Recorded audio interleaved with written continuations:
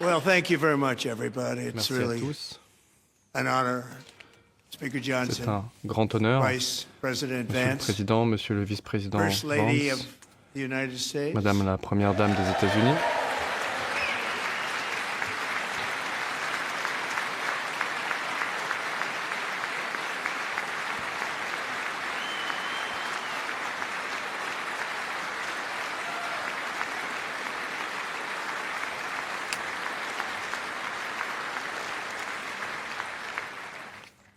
Second Lady of the United States, Madame l'épouse du Vice-président,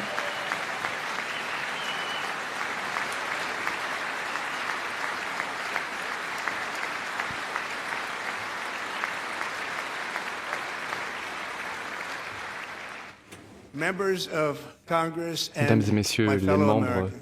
du Congrès, mes Our chers nation is compatriotes, back. Bigger, better, notre richer, pays and est de retour, stronger plus than fort, ever plus riche before. que jamais.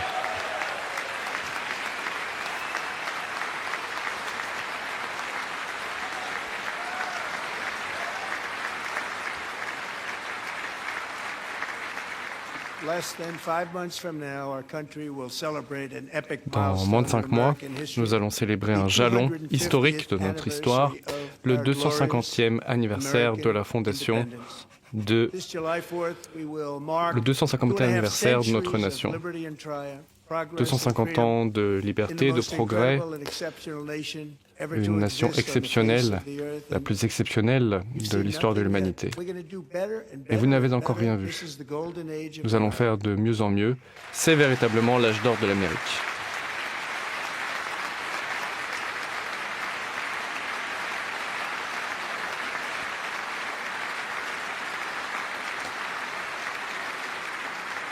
When I last spoke in this chamber 12 months ago, Il y I a had 12 just mois, je me suis adressé à cette inherited chambre. a Je venais nation in crisis, d'hériter d'un pays en with a crise, stagnant un economy, pays avec une économie inflation stagnante, at record levels, de l'inflation à des a niveaux wide records, open border, une frontière grande horrendous ouverte, recruitment for military des and chiffres police, terribles rampant crime d'enrôlement at dans home, l'armée et la police, and wars une and délinquance en chaos all explosion, over the des world. guerres et du chaos dans le But monde tonight, entier.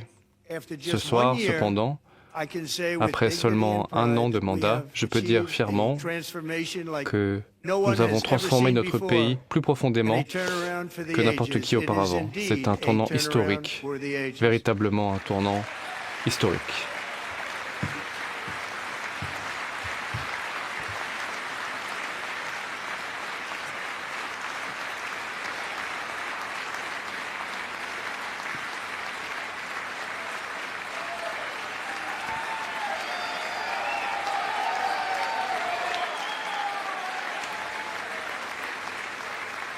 And we will never go back to where we were just a very Et short nous time ago. We're not going N'allons back. jamais nous laisser retomber Today là où our nous en border is étions. secure.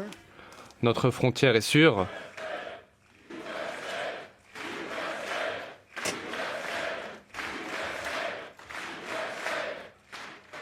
Thank you. Today our border is secure. Aujourd'hui, notre Our frontière spirit est is sûre. restored. Le moral du pays Inflation is est plummeting. restauré. L'inflation Incomes s'effondre. are rising fast. Les revenus The sont en pleine roaring augmentation. economy is Notre roaring économie like never est before. rugissante. And our enemies are scared. Our Nos military ennemis and sont police are terrifiés. stacked. Notre armée, And notre America is police respected again, perhaps ont les personnels like never dont before. elles ont besoin. Et nous sommes plus respectés que jamais.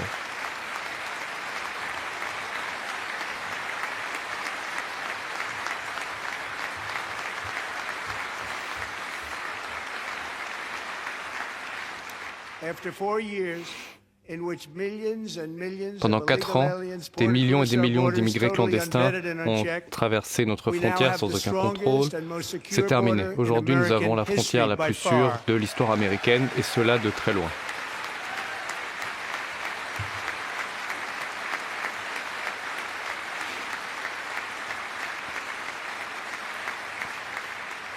In the past 9 months, zero illegal Depuis 9 aliens mois, have been admitted to the aucun United immigré States. clandestin n'est entré aux États-Unis.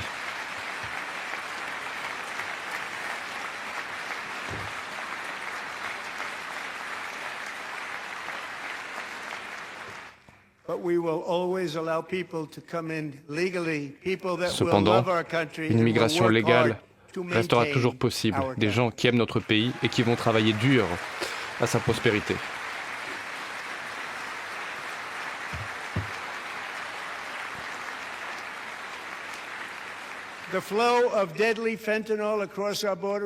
Les flux mortels de fentanyl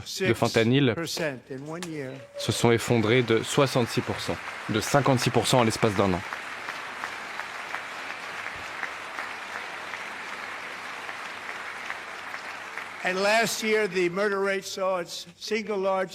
Le taux d'homicide a plus décru, a connu sa plus forte décrue de l'histoire, de 125, la plus forte décrue depuis 125 ans. Donc, historique, avant même la naissance de mon père, Fred Trump. Bon, ça fait longtemps, je pense que ça ne lui ferait pas plaisir de l'entendre. L'administration Biden et ses alliés au Congrès nous ont laissé la pire inflation de l'histoire de notre pays. Mais en l'espace de 12 mois, l'inflation a été réduite à son point le plus bas depuis 5 ans, à 1,7%.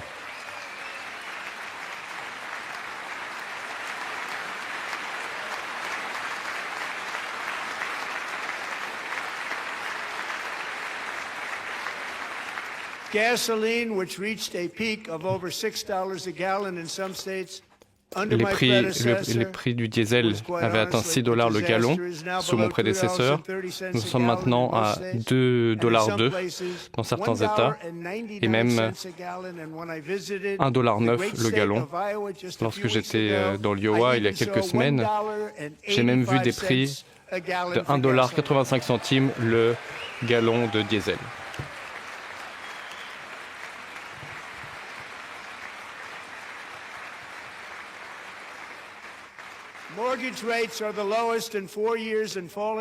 Les taux pour les emprunts sont également en baisse. Les ménages économisent des milliers d'euros. Bon. La baisse des taux d'intérêt va permettre de résoudre la crise immobilière causée par Biden. Et pour la première fois, les propriétaires les moins fortunés se sentent riches et nous allons protéger la valeur de leurs biens. Et nous allons faire en sorte que cela continue. La bourse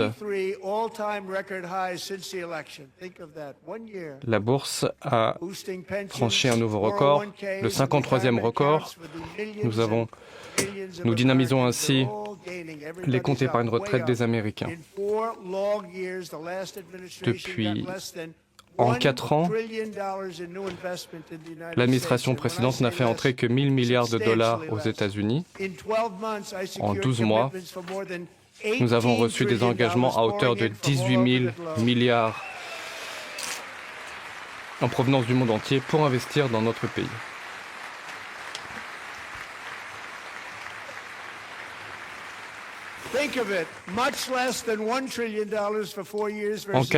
Réfléchissez-y.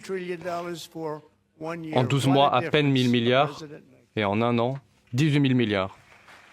Voilà toute la différence qu'un président peut faire. Il y a peu, encore nous étions un pays mort.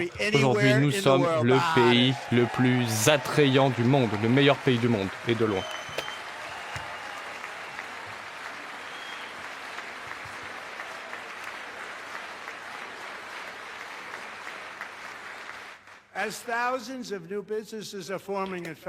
Des milliers d'entreprises, des milliers d'usines sont en cours de construction, des milliers d'emplois industriels sont créés.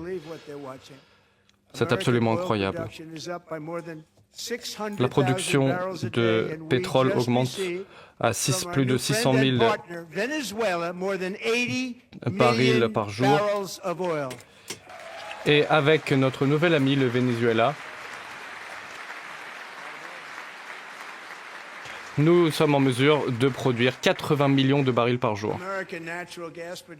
La production de gaz naturel est à un pic car j'ai tenu ma promesse. Drill, baby, drill, forêt, forêt, forêt.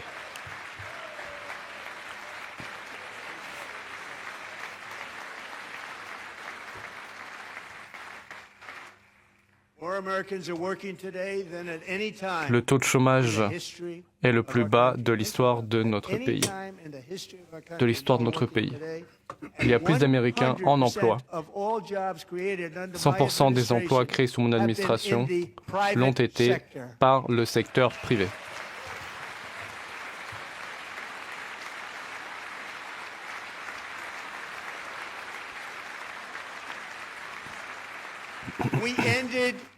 Nous avons mis fin aux politiques de diversité et d'inclusion aux États-Unis.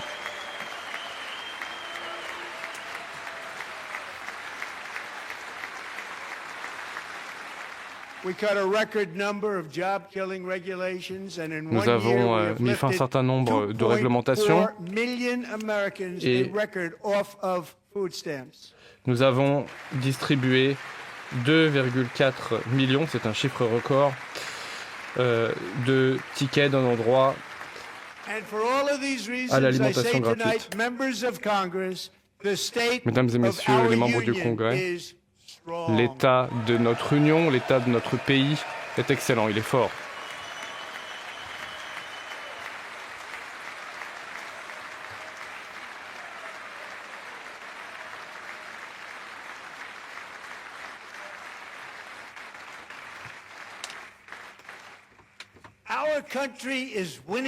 Notre pays est de nouveau en train de gagner et nous ne savons même plus quoi faire de tout ce que nous gagnons. Les gens me disent, Monsieur le Président, s'il vous plaît, c'est trop de victoires, nous n'avons pas l'habitude de gagner autant. Jusqu'à vous, nous étions habitués à perdre, mais avec vous, on gagne. Et je leur dis, non, non, vous allez gagner de plus en plus. Et pour le prouver, ce soir, il y a un groupe de vainqueurs qui a rendu tout le pays très fier. L'équipe masculine de hockey sur glace qui vient de remporter la médaille d'or des Jeux Olympiques.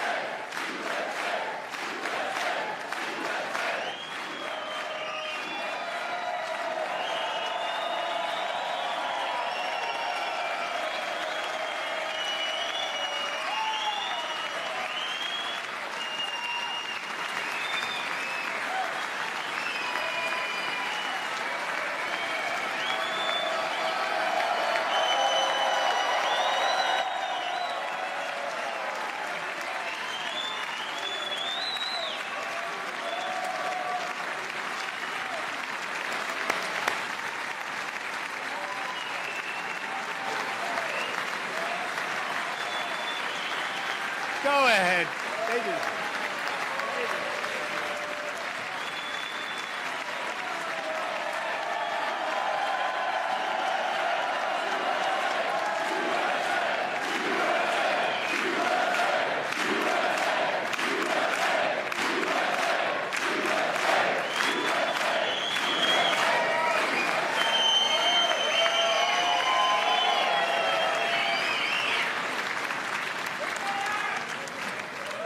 That's the first time I've ever seen them get up. C'est la première fois que les démocrates se lèvent. And actually, not all of them did get up. Même pas tous, même pas tous les démocrates. Ils ont battu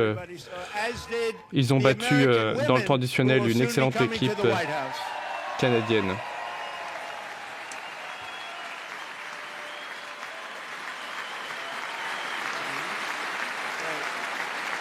Et bientôt, j'accueillerai aussi l'équipe féminine à la Maison-Blanche.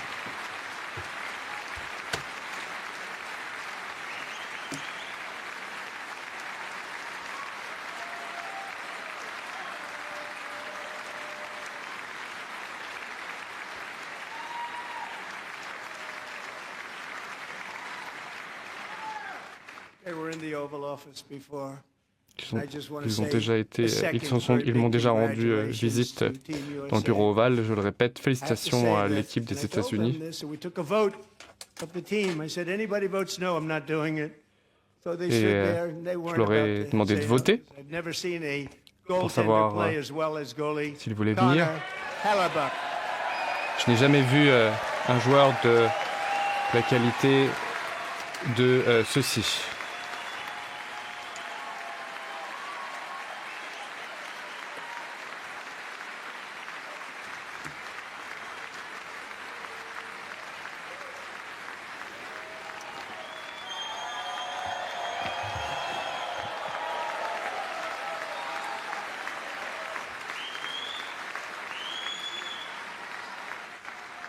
Think of it, 46 shots on goal, and I asked him, 86 tirs au but.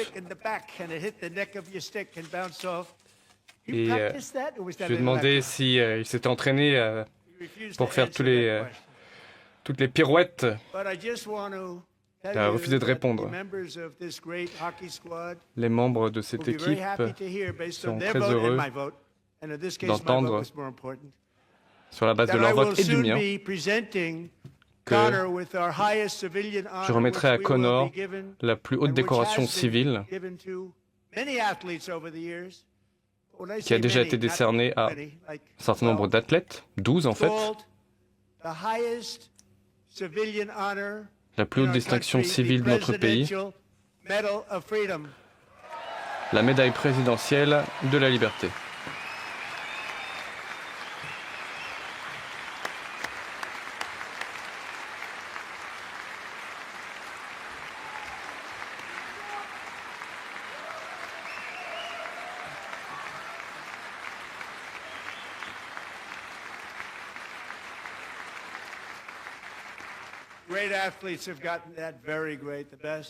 Les meilleurs athlètes, vous le méritez.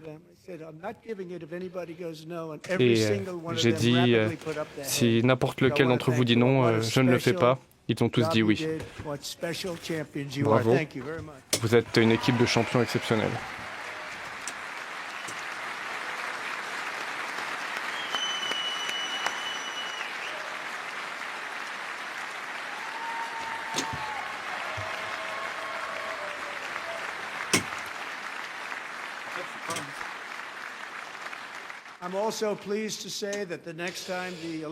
Je suis très heureux d'annoncer que ce sera en Amérique que la flamme olympique sera allumée la prochaine fois en 2028, les Jeux olympiques d'été de Los Angeles. Je crois que nous allons faire du très bon travail.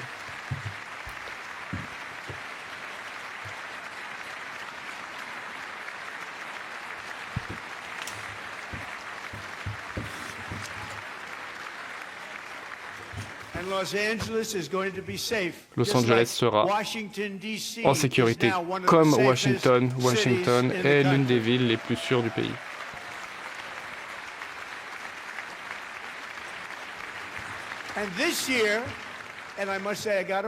Cette année, et j'ai eu les deux, j'ai obtenu les deux durant mon premier mandat. J'étais un peu triste puisque je ne pensais pas être président quand les événements auraient lieu. Mais voilà, des choses étranges ont eu lieu. Et je suis président pour les Jeux Olympiques et pour la Coupe du Monde de foot de 2026. Et le 250e anniversaire des États-Unis, bon, ça se passe pendant mon mandat, je n'y peux rien. Quoi qu'il en soit, deux événements importants qui vont avoir lieu aux États-Unis, les Jeux Olympiques et la Coupe du Monde de football. Ce sont de très bonnes nouvelles.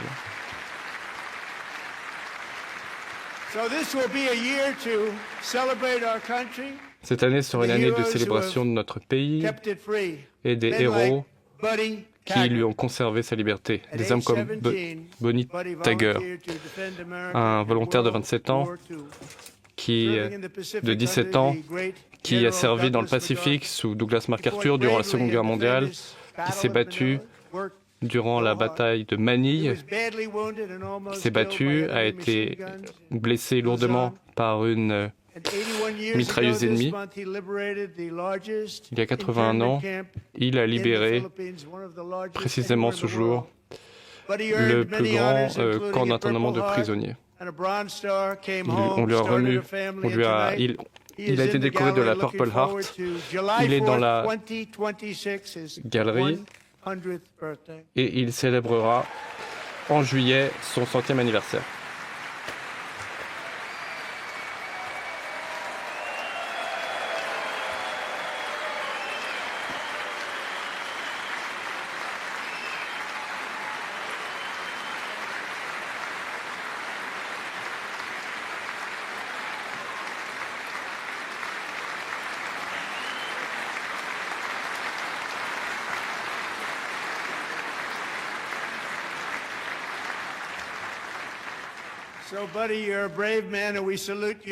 Vous êtes un homme courageux et nous vous rendons hommage.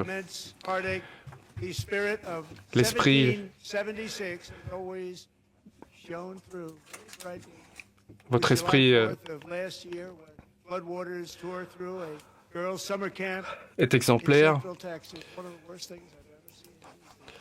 Je me rappelle aussi des inondations au Texas qui ont fait des dévastations en l'espace de quelques minutes et qui ont fait de nombreux morts.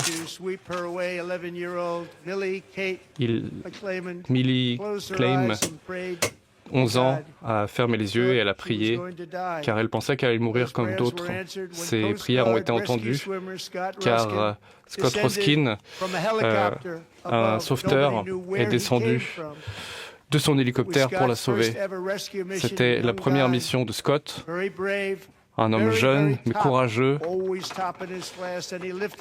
de très bon niveau, qui a aidé Millie Kate, mais également 160 autres personnes afin de les emporter et de les mettre en sécurité.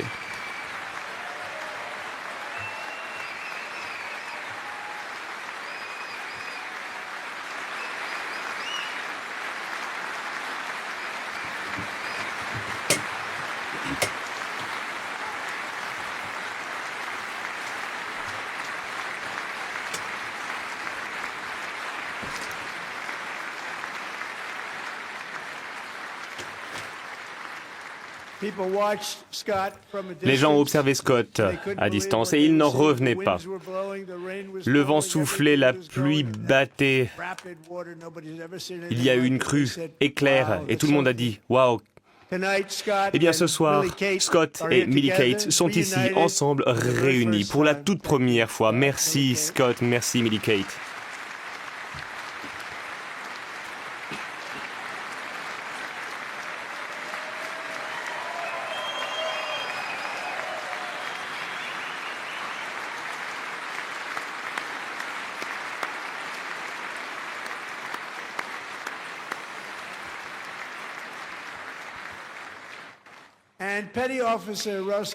Et, monsieur, je tiens à vous informer aujourd'hui que je vous remets la Légion du Mérite pour cet acte héroïque extraordinaire.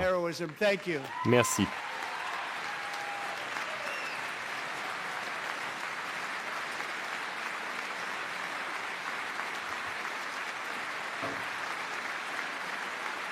I'd like to have the military aid to please come down and take care of the service. Si vous pouvez vous occuper de cela, merci beaucoup. Occupez-vous de cet homme important.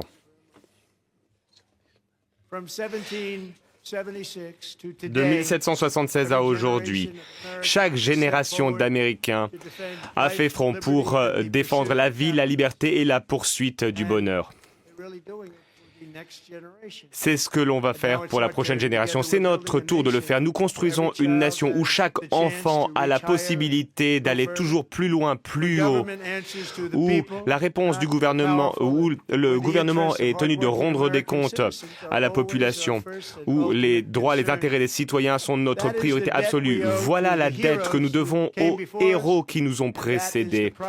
C'est la promesse que nous devons tenir pour les États-Unis pour ce 250e anniversaire.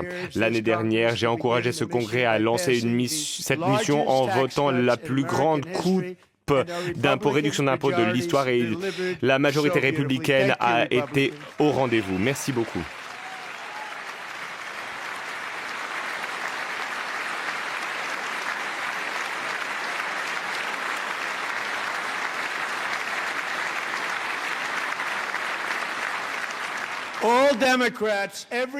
Tous les démocrates, chacun de ces démocrates a voté contre cette loi très importante et nécessaire, cette réduction d'impôts importante et nécessaire.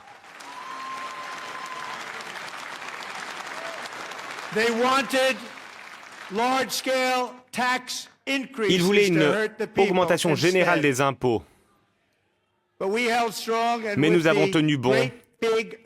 Et grâce à cette grande, belle loi, eh bien, il n'y a plus d'impôts sur les heures supplémentaires, sur les pourboires et sur les aides sociales.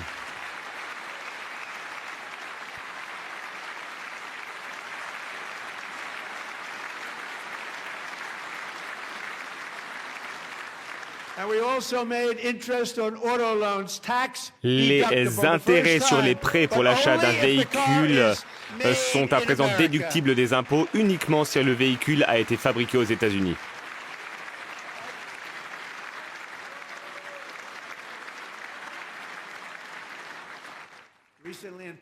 Récemment, en Pennsylvanie, j'ai rencontré Megan Menghauser, une mère dévouée qui faisait l'école à la maison à ses enfants, deux superbes enfants. Pendant la journée, elle s'occupait des enfants. Le soir, elle était serveuse. Son mari travaillait. Il s'occupait d'engins assez gros. Megan est ici ce soir et elle est heureuse de vous dire que, eh bien, elle a beaucoup plus d'argent aujourd'hui parce que les pourboires ne sont plus imposables, les heures supplémentaires ne sont plus imposables et elle reçoit une aide pour ses enfants que les démocrates lui avaient refusée. Et grâce à cela, eh bien, ils ont $5 000 de plus.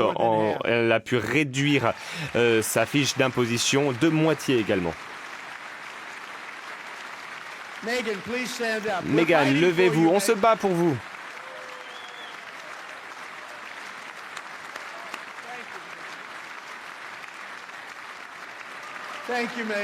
Merci, Megan.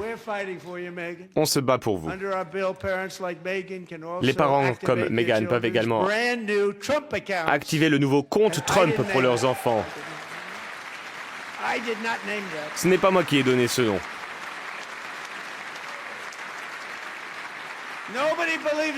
Personne ne me croit, mais le nom, ce n'était pas mon idée. C'était l'idée d'un homme très grand qui est là au 3e rang. Un homme très sympathique. Des comptes d'investissement non imposables pour tous les enfants aux États-Unis. C'est très spécial. C'est quelque chose qui a été lancé et qui a rencontré un franc succès. Et ce sera grâce au Trésor et à des personnes telles que Michael et Susan Dell qui ont donné 6,250 milliards de dollars pour financer les comptes Trump pour 25 millions d'enfants américains. C'est grâce à eux tout cela. De formidables personnes.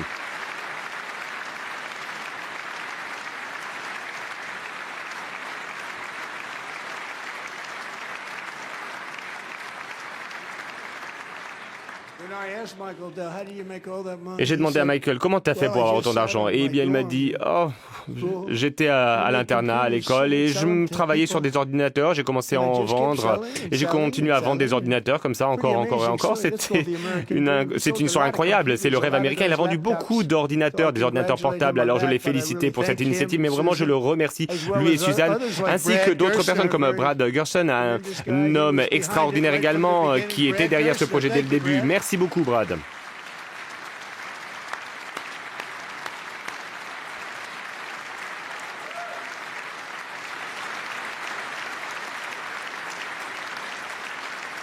So with modest additional contributions, grâce à ces contributions, eh bien, ces comptes pourront atteindre $100 000 une fois qu'ils auront atteint 18 ans. C'est incroyable. C'est incroyable pour une personne qui commence avec rien. Plus de $100 000, ça pourrait être même bien plus grâce à ces modestes contributions. Nous investissons dans l'avenir de nos enfants.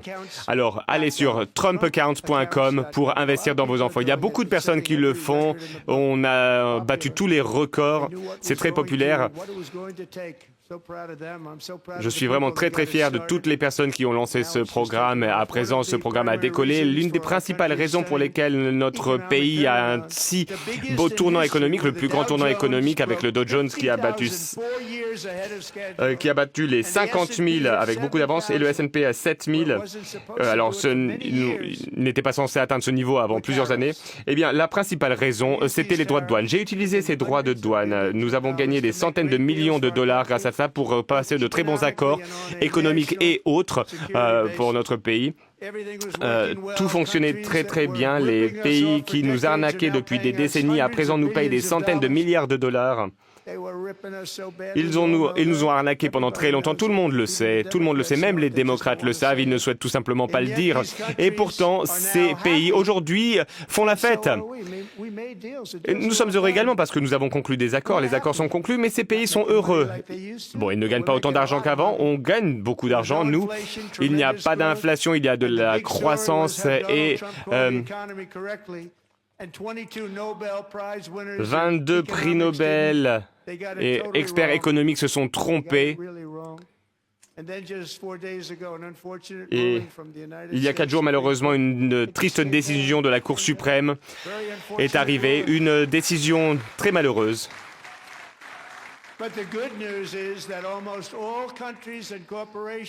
Mais la plupart des pays et des entreprises souhaitent conserver les accords qui ont été signés malgré ce verdict, sachant que le pouvoir juridique que j'ai en tant que président fait que je pourrais conclure un nouvel accord qui serait moins bon pour eux. Et donc, ils vont continuer à travailler sur la base de notre accord précédent, avant l'implication malheureuse de la Cour suprême. Donc, malgré ce verdict malheureux, eh bien, ces pays très puissants vont continuer à nous donner beaucoup d'argent. Nous allons pouvoir continuer à protéger la paix. J'ai réglé beaucoup de paix grâce à la menace des droits de douane. Je n'aurais peut-être pas été en mesure de faire taire ces guerres. Les droits de douane vont rester en place jusqu'à ce que nous vérifions les traités sont un peu complexes, mais nous allons trouver une solution qui sera encore plus solide qu'auparavant. Une action du Congrès ne sera pas nécessaire, nous avons déjà tout testé, tout approuvé, et je pense que les droits de douane payés par les pays étrangers vont, comme par le passé, largement remplacer les systèmes modernes d'impôt sur le revenu, ce qui va alléger le fardeau financier qui pèse sur les épaules de celles et ceux que j'aime tant.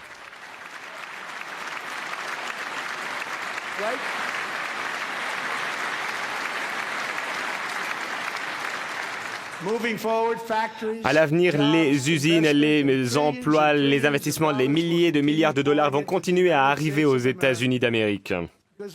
Pourquoi ? Eh bien parce qu'enfin, nous avons un président qui place les États-Unis en premier. J'aime les États-Unis.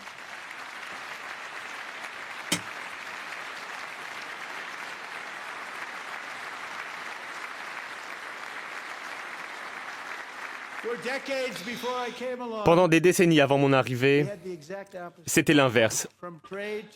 Du commerce à la santé, à l'énergie, en passant par l'immigration, tous les secteurs étaient dans une impasse. Et les personnes qui travaillent dur pour rendre la grandeur à notre pays, qui font fonctionner notre pays, étaient bafouées sous Biden et ses partenaires corrompus au Congrès et au-delà. Eh bien, nous avons atteint un point de non-retour avec une frontière ouverte pour tout le monde, une arnaque écologique et des migrants ont envahi notre pays. Ils venaient des prisons, ils venaient des hôpitaux psychiatriques, c'était des assassins. Plus de 11 000 meurtriers qui sont arrivés dans notre pays à cause de Biden. Et il y avait une inflation débridée qui a coûté à une famille moyenne 34 000 dollars. Ces mêmes personnes dans cette Chambre qui ont voté pour ces lois catastrophiques commencent à parler à présent de pouvoir d'achat. Ils parlent de pouvoir d'achat. Ils savent très bien que c'est à cause d'eux qu'il y a eu une augmentation des prix. Une augmentation des prix, c'est vous qui avez fait augmenter les prix. Vous êtes responsable de cette augmentation des prix.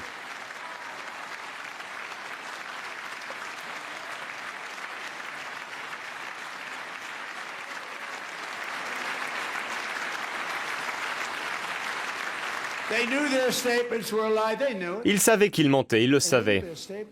Ils savaient que leurs déclarations étaient des mensonges éhontés. Leurs politiques ont créé une flambée des prix. Nos politiques font baisser les prix à présent. C'est la fin. Nous avons de très très bons résultats. Les prix s'effondrent à présent.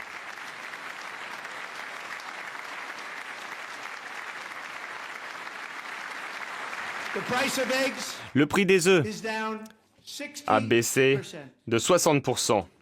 Madame la secrétaire, merci. Le prix du poulet, du beurre, des hôtels, des voitures, des loyers, tout cela est plus bas de loin. Même le bœuf, qui était à un prix très élevé, commence à baisser. Ça a pris du temps, mais on y arrive. Et très prochainement, vous allez voir des chiffres que peu de personnes pensaient possibles. Il y a très peu de temps.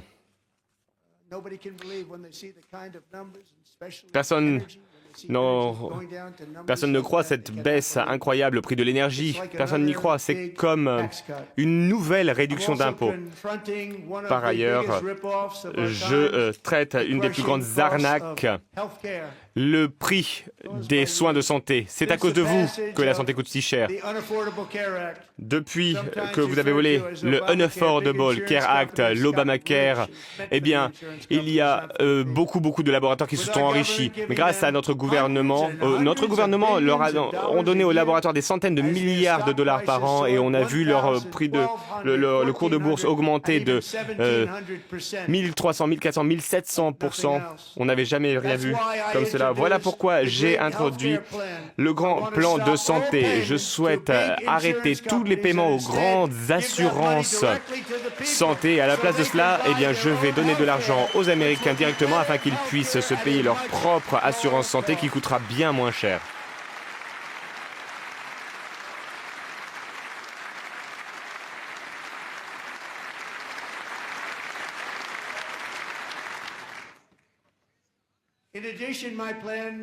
Par ailleurs,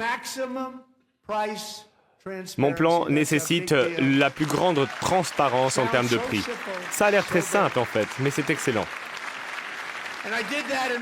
Et je l'ai fait pendant mon premier mandat et les démocrates immédiatement ont abrogé cette loi. Ils savaient très bien qu'ils faisaient quelque chose qui allait nuire à la population. Mais voilà ce qui s'est passé et à présent, eh bien, je reviens et je fais baisser le prix de l'assurance santé. Je mets également un terme au coût des médicaments sur ordonnance. Je baisse énormément le prix des médicaments sur ordonnance.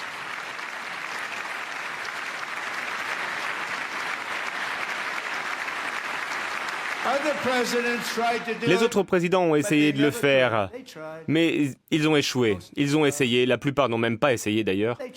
Certains ont essayé, ils ont dit qu'ils essayaient, ils n'ont pas réussi, ils étaient loin. Ils ne faisaient que parler, du blabla, pas d'action, mais moi j'ai agi grâce à mon accord sur l'action, mon accord sur la nation favorisée. Eh bien, les États-Unis qui payaient le plus cher pour les médicaments sur ordonnance, aujourd'hui les États-Unis vont payer le moins cher et vont avoir les prix les plus faibles pour ces médicaments.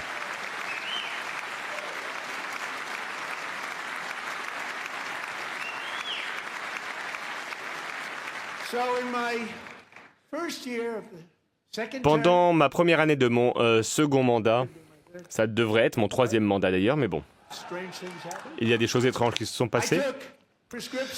Eh bien, j'ai fait baisser le prix des médicaments sur ordonnance. Ces médicaments coûtaient le plus cher dans le monde et aujourd'hui, ils sont les moins chers. Le résultat, c'est une différence de prix de 300, 400, 500, 600% et voire plus. Et tout cela est disponible, ces médicaments sont disponibles sur TrumpRx.com et une fois de plus, le nom du site n'était pas mon idée.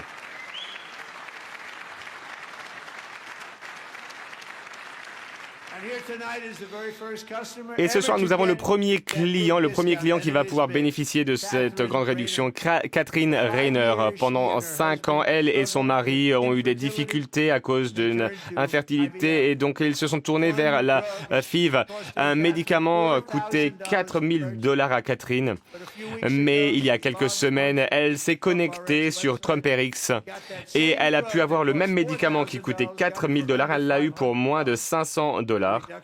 Une réduction de plus de 3 500 $. Catherine, nous prions pour vous et vous allez être une formidable mère.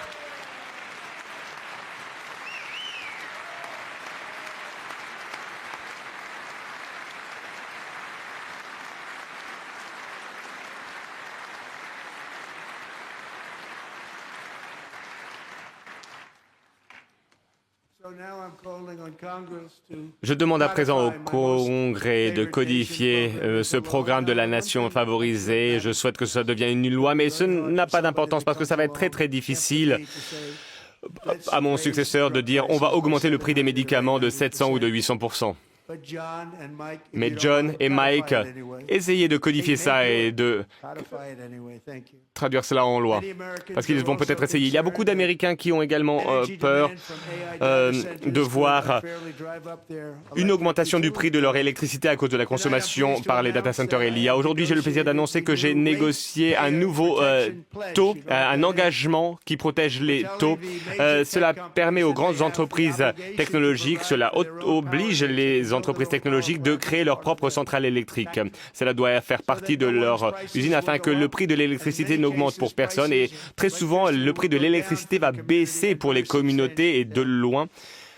Dans de grandes proportions, c'est une stratégie assez singulière qui n'a jamais été utilisée dans notre pays. Nous avons un vieux réseau qui ne pourrait pas gérer la quantité d'énergie nécessaire par les data centers. Donc j'ai autorisé ces entrepreneurs à créer leur propre centrale électrique. Cela permettra à ces entreprises d'avoir de l'électricité et en parallèle, cela fera baisser le prix de l'électricité pour vous. Et on peut parler de grandes baisses des prix de l'électricité. Quand vous vivez dans des petites villes, eh bien vous allez voir dans les prochaines années le prix de l'électricité baisser. Un autre pilier du rêve américain qui a été attaqué, c'est la propriété immobilière. Il y a une mère de 2 enfants qui vit à Houston. Elle avait essayé d'acheter une maison. Elle avait fait 20 offres et à chaque fois, eh bien, il y avait de grandes entreprises qui ont profité du marché, qui ont acheté la maison en espèces avant qu'elle puisse y avoir accès. Il y a beaucoup d'histoires comme ça. Voilà pourquoi le mois dernier, j'ai signé un décret afin d'interdire aux grands investisseurs de Wall Street d'acheter des résidences, d'acheter des maisons résidentielles.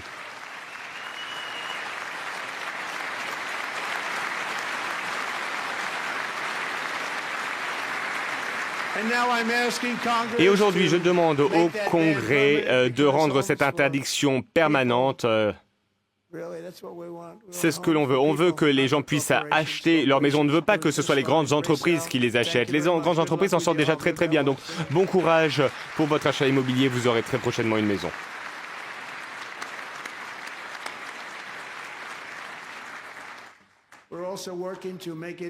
Nous essayons également de permettre aux Américains d'économiser pour leur retraite. Et sous cette administration, nous allons toujours protéger l'aide sociale et Medicare. Eux, les démocrates, ne protègent pas cela. Nous allons protéger cela pour nos seniors. Nos seniors auront toujours Medicare, Medicaid et une protection sociale.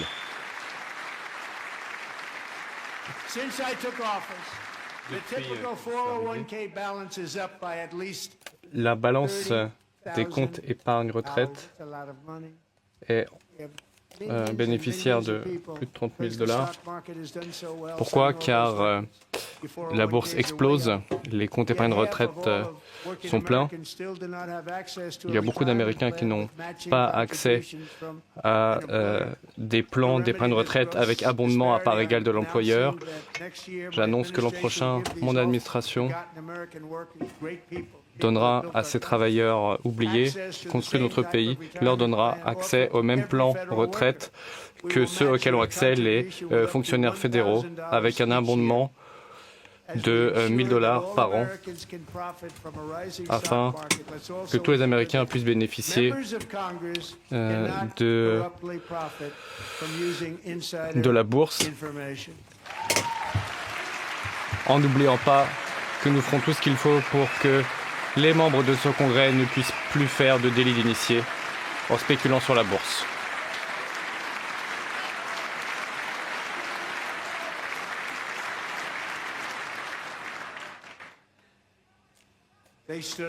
Ils se sont levés. J'y crois pas.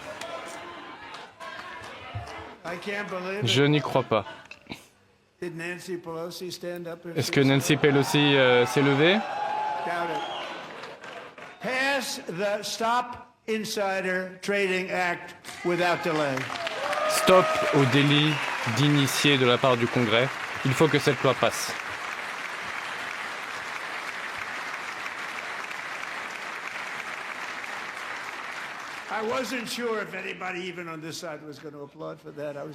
Je ne sais pas si de ce côté-là on allait applaudir. Bon, mais je suis impressionné. La corruption pille les États-Unis. Il n'y a pas de meilleur exemple que ce qui s'est passé au Minnesota. Les membres de la communauté somalienne ont pillé à hauteur de 90 milliards d'euros volés aux contribuables américains, selon mes informations. Alors qu'en vérité, ces chiffres sont encore plus élevés. La Californie, le Massachusetts, le Maine sont dans des situations encore plus difficiles. C'est le type de corruption qui déchire le tissu social d'un pays. Il y a 4 mois, depuis 4 mois, nous conduisons une guerre contre la corruption qui est menée par, je l'annonce, notre vice-président J.D. Vance.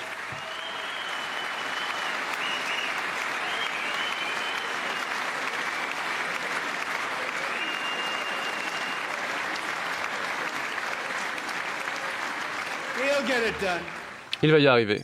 Il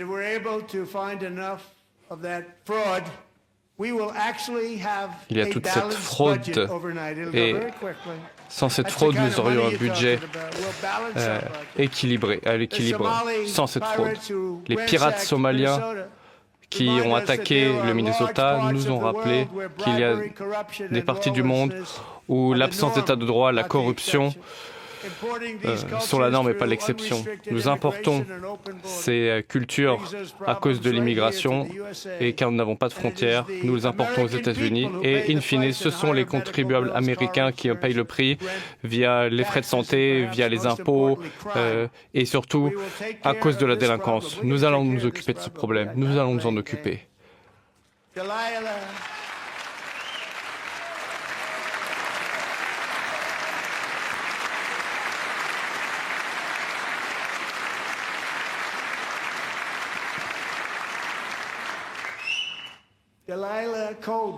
Dalila Coleman n'avait que 5 ans en juin 2024.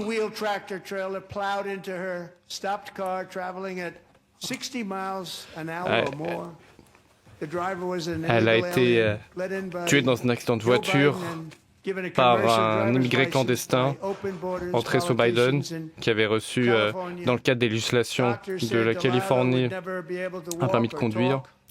Dalila, les docteurs l'ont dit, ne peut plus ni parler ni marcher. Elle ne pourra plus manger, mais elle est au CP, elle est présente avec son père, Marcus.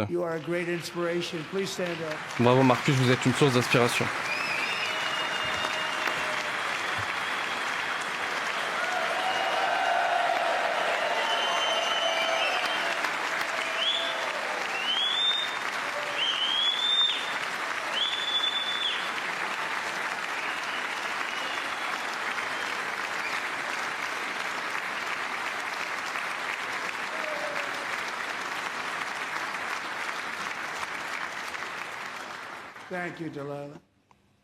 Merci, Dalila. La plupart de ces immigrés clandestins ne parlent pas anglais et ne sont même pas en mesure de lire la signalisation routière sur la vitesse ou les localisations. C'est pourquoi je demande au Congrès de passer une loi Dalila afin que les immigrés clandestins ne puissent plus avoir de permis de conduire, de permis poids lourd.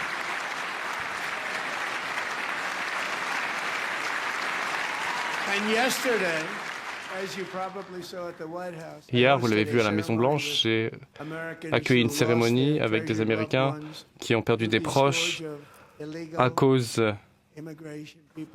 des immigrés clandestins, des gens qui sont rentrer dans notre pays. Comment avons-nous pu le permettre? Les mères saintes que les médias et le pouvoir politique ont ignoré. Elisabeth Medina devait participer à la parade de Noël dans sa ville, mais sa mère Jacqueline est rentrée à la maison.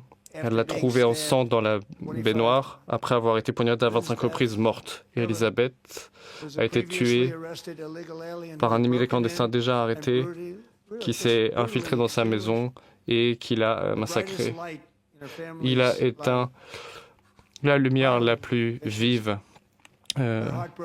au cœur d'une famille. C'est une mère brisée qui est dans la galerie ce soir pour nous rappeler pourquoi nous expulsions des immigrés clandestins et pourquoi nous le faisons à des chiffres et pourquoi nous le faisons à une vitesse record.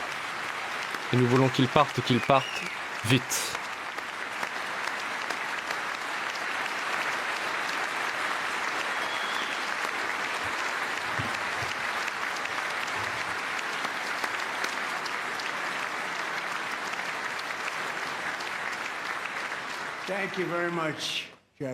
Merci, Jacqueline.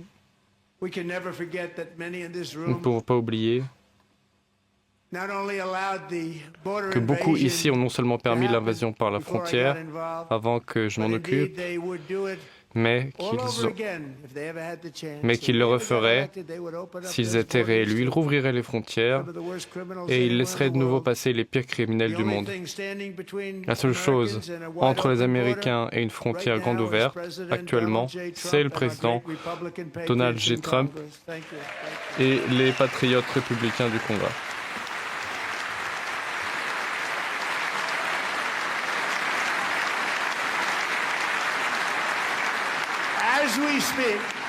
En ce moment même, les démocrates de cette Chambre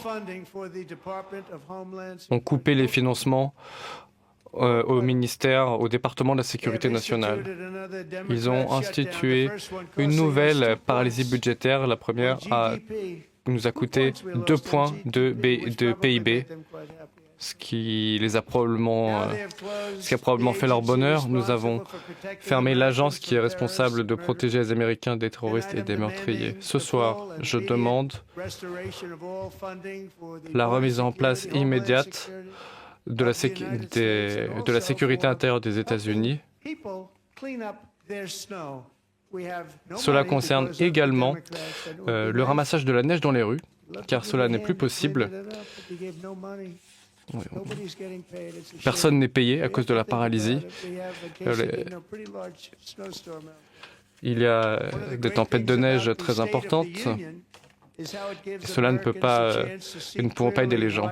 Grâce à l'état de l'Union, les Américains peuvent voir véritablement ce que leurs représentants font et ce en quoi ils croient. J'invite tous les législateurs à se joindre à mon gouvernement afin de réaffirmer un principe fondamental. Si vous êtes d'accord avec cette déclaration, levez-vous et montrez que vous êtes d'accord. Le premier devoir du gouvernement américain consiste à protéger les citoyens américains et non pas les immigrés clandestins.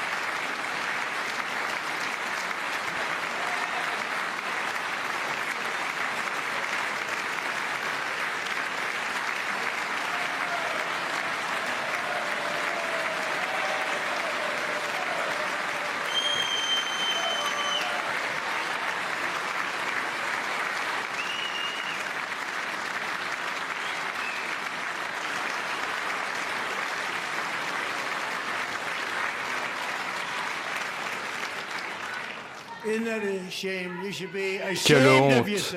Honte à vous. Vous devriez être debout. Honte à vous. C'est pourquoi je vous demande également de mettre fin aux villes sanctuaires qui protègent les criminels. Et je vous demande de sanctionner les fonctionnaires et les élus qui bloquent ces politiques. Des gens qui protègent des meurtriers de notre pays, ils nous bloquent et ils nous empêchent d'expulser ces gens hors de notre pays. Honte à vous.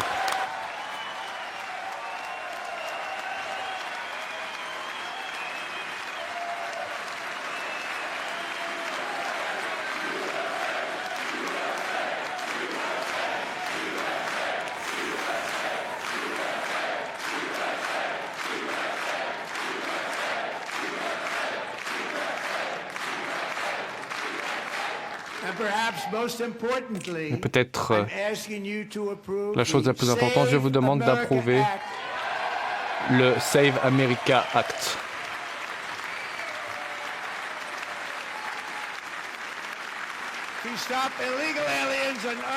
Afin d'empêcher les clandestins et autres, afin de les empêcher de voter dans nos élections sacrées. La fraude est rampante. C'est simple. Chaque électeur doit avoir une carte d'électeur.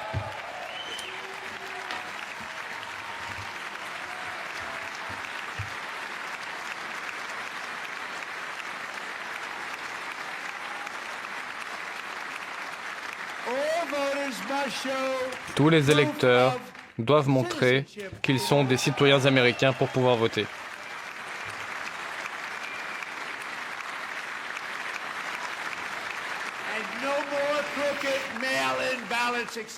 Plus de votes par correspondance pipés, sauf pour cause de voyage ou en cas de poste dans l'armée à l'étranger.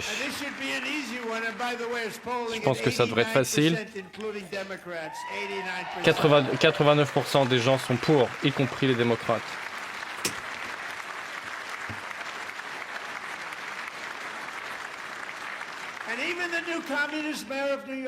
Et même le nouveau maire communiste de New York est pour. Bon, il est sympa, même s'il fait n'importe quoi. Bon, il veut que les gens évacuent la neige, mais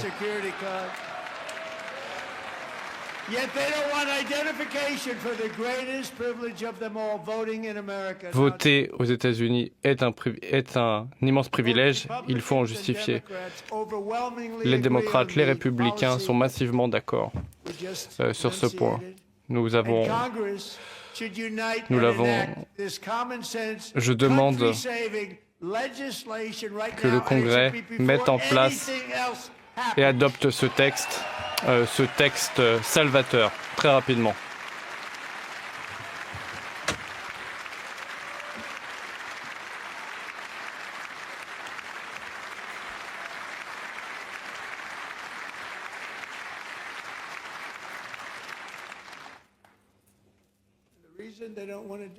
Et pourquoi refuse-t-il? Pourquoi le refuse-t-il? Pour une simple et bonne raison, car ils veulent tricher. Il y a toujours une raison. Ils trouvent des excuses. C'est raciste. Quelle imagination! Ils veulent tricher, ils ont triché, et leur politique est si mauvaise qu'ils ne peuvent l'emporter qu'en trichant, et il faut que nous y mettions fin.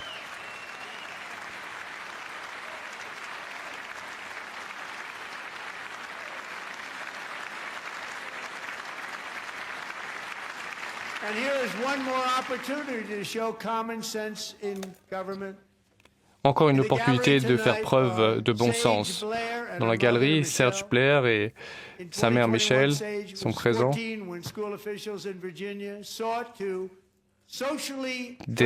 ont vu des fonctionnaires de l'école ont tenté de la faire transitionner et d'en faire un garçon sans que ses parents le sachent. Incroyable. Il s'est enfui de chez lui, elle s'est enfuie de chez elle avant d'être trouvée au Maryland dans une situation terrible et un juge de gauche a refusé de rendre Sage à ses parents car il n'avait pas déclaré immédiatement que leur fille était en fait un fils. Sage a été jeté dans un foyer et a souffert terriblement pendant longtemps. Aujourd'hui, heureusement, cela est terminé. C'est une jeune femme fière avec une bourse à la Liberty University.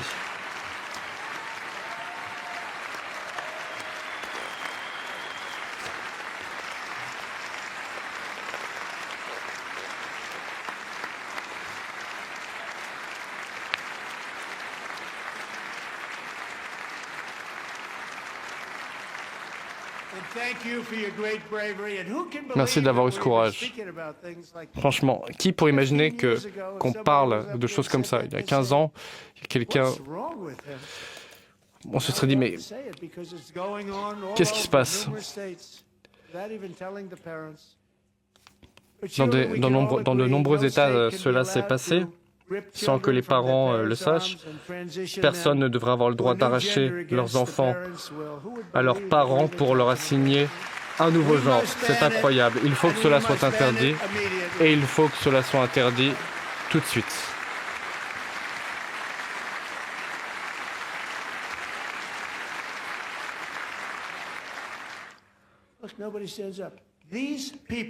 Ces gens sont dingues. Ils sont fous. Ils ne se lèvent pas.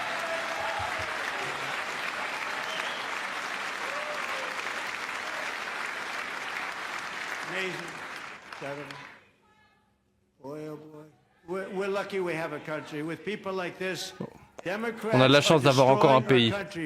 Les démocrates détruisent notre pays. Ils étaient en train de détruire notre pays, mais nous y avons mis un terme.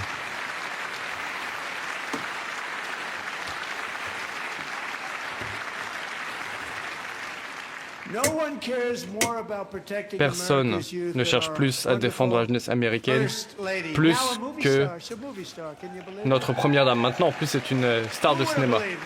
Qui l'aurait cru? Depuis un an, elle a été une ambassadrice de la législation sur un certain nombre de points.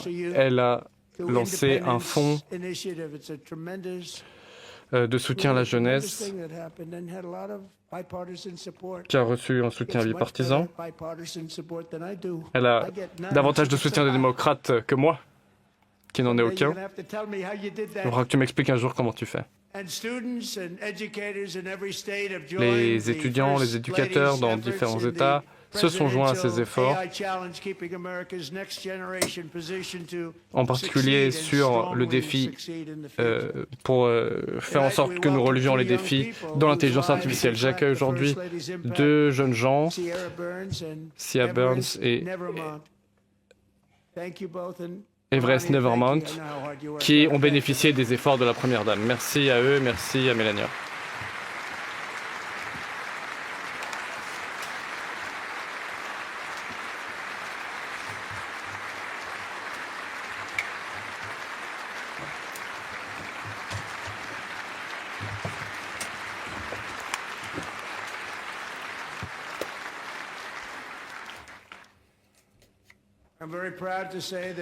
Je suis très fier de dire que sous mon mandat, les 4 premières années, et en particulier cette dernière année, il y a eu un grand renouveau de la foi, de la chrétienté, de la croyance en Dieu.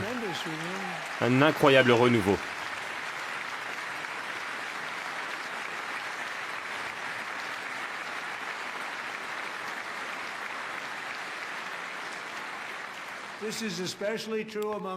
En particulier chez les jeunes. Et c'est en grande partie grâce à mon très bon ami, Charlie Kirk, un formidable homme.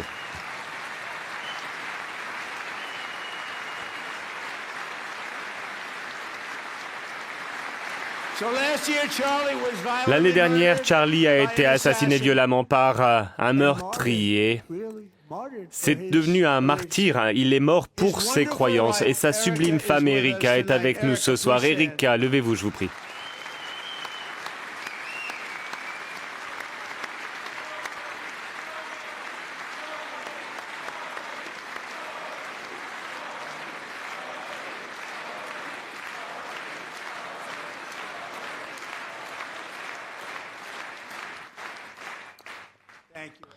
Merci, Erika. Vous avez traversé beaucoup d'épreuves. En l'honneur de Charlie, eh bien, nous nous réunissons pour réaffirmer le fait que les États-Unis sont une nation sous Dieu et nous devons rejeter la violence politique sous toutes ses formes.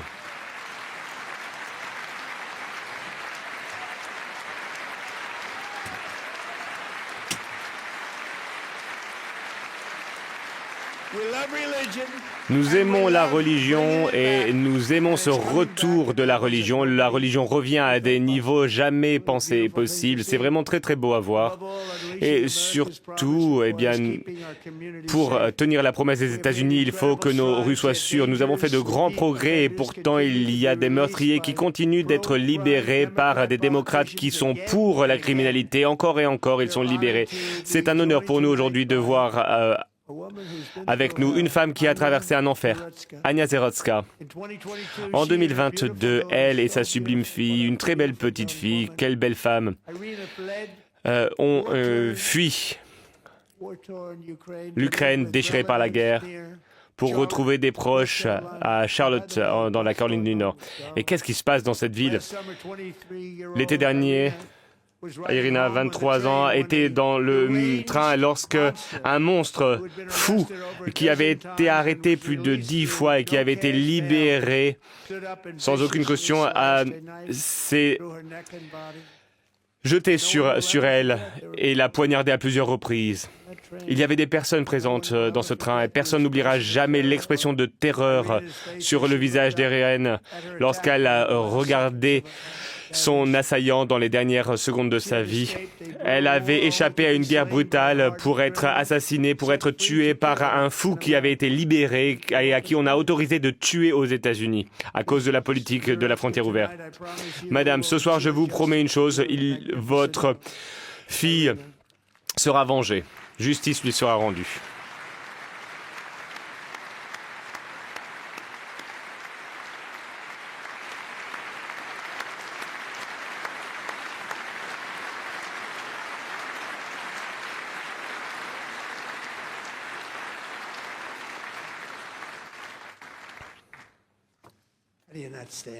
Et aucun ne s'est levé de ce côté. Comment pouvez-vous ne pas vous lever? Je demande au Congrès de voter des lois strictes et dures afin de s'assurer que les récidivistes soient placés derrière des barreaux, en particulier qu'ils restent derrière les barreaux.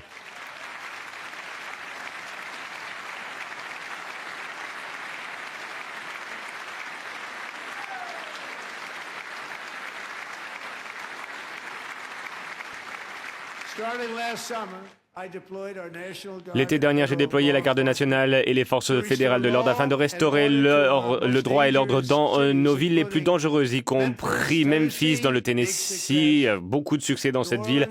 La Nouvelle-Orléans en Louisiane, une fois de plus, le succès était au rendez-vous. Et la capitale de notre nation elle-même, Washington, D.C. Là où aujourd'hui, il n'y a pratiquement aucune criminalité. Comment on a réussi à faire ça ?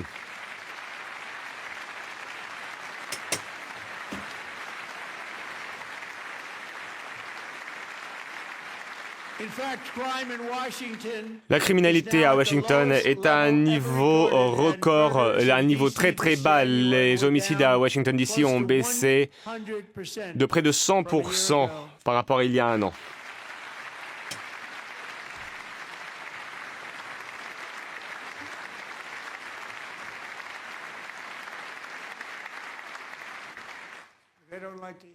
Ils n'aiment pas entendre ça.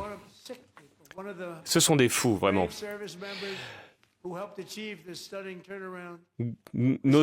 Un soldat qui a participé à ce tournant était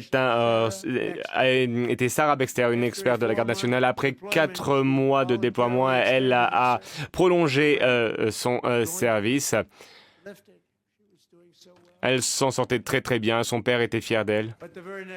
Mais le lendemain, elle était en train de patrouiller près de la Maison Blanche et elle a été victime d'une embouchure. Un monstre terroriste d'Afghanistan lui a tiré une balle dans la tête. Il n'aurait jamais dû être dans notre pays. Tout cela parce qu'elle portait l'uniforme de notre nation. On lui a tiré dessus. Cet homme a voyagé ici parce qu'il n'aimait pas les personnes qui portent notre uniforme. C'était un fou, il était dérangé, il n'aurait pas dû être dans notre pays. Sarah Baxter est morte pour défendre notre capitale. Et c'est un honneur pour nous d'avoir parmi nous Gary et Evely, ses parents. Votre fille était une véritable patriote. Elle va énormément nous manquer. C'était une formidable personne.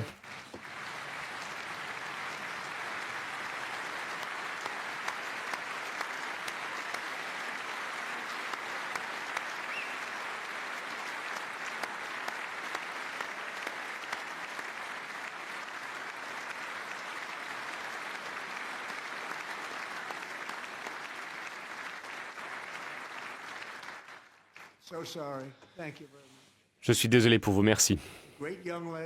Une formidable femme, j'ai lu des rapports sur elle. Elle était parfaite. À ses côtés était Andrew Wolf.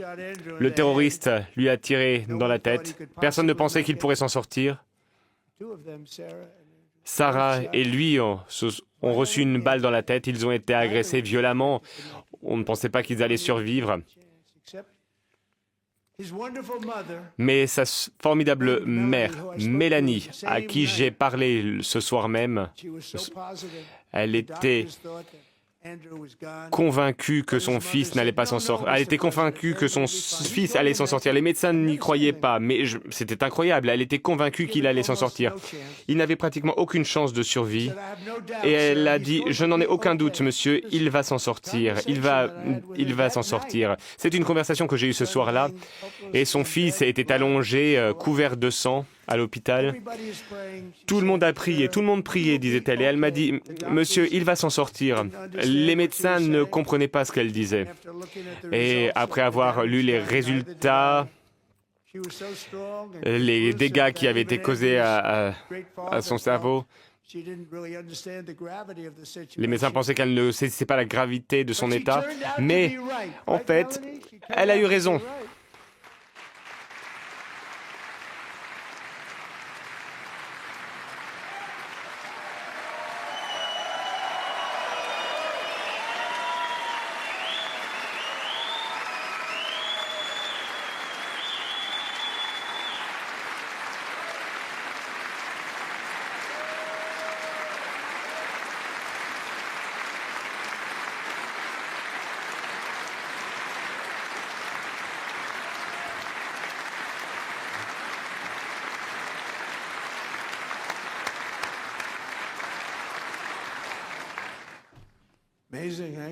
Incroyable histoire. D'où vient cette femme? C'est la femme la plus optimiste, la plus positive que j'ai jamais rencontrée. Avec l'aide de Dieu, Andrew a pu s'extirper des griffes de la mort et vraiment il était à l'agonie. Et il a pu se rétablir. C'était un rétablissement miraculeux et je vois qu'il est très élégant, un beau jeune homme. Merci beaucoup Andrew, merci beaucoup.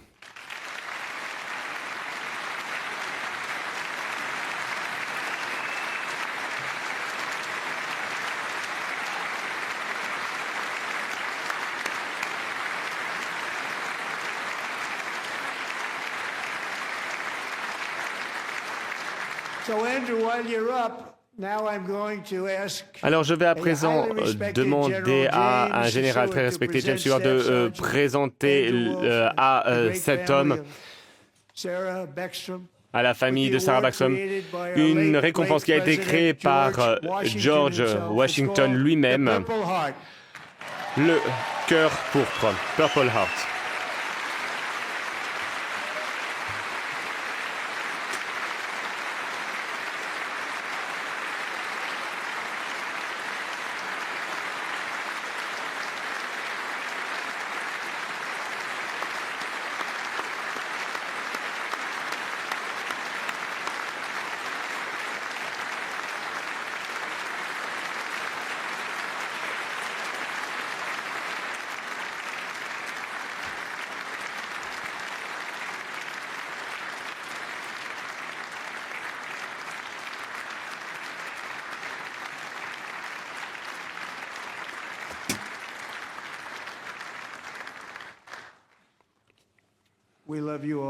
Nous vous aimons tous, nous vous aimons.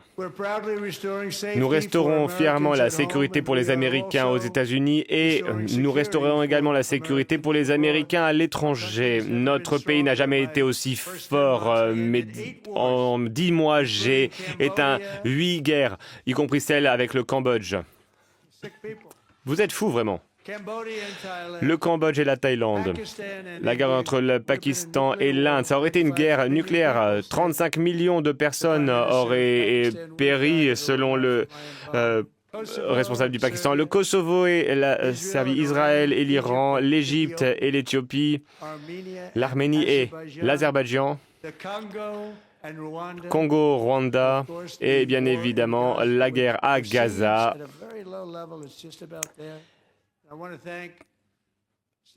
Je tiens à remercier Steve Witkoff et Jared Kushner pour votre aide. Merci Steve, merci Jared.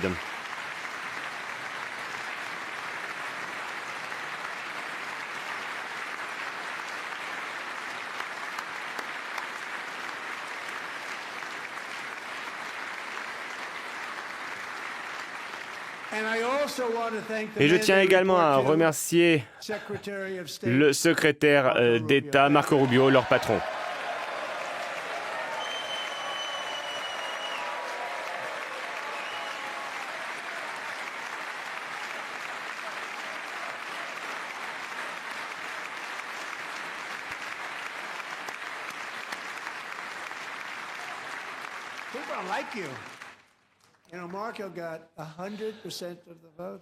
Marco a reçu 100% des votes pour sa confirmation.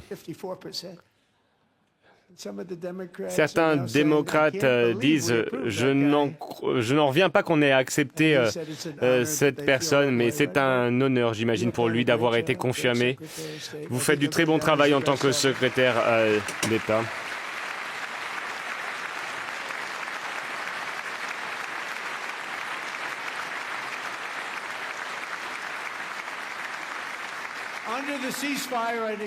Sous le cessez-le-feu que j'ai négocié, chaque otage vivant comme mort a été rapatrié.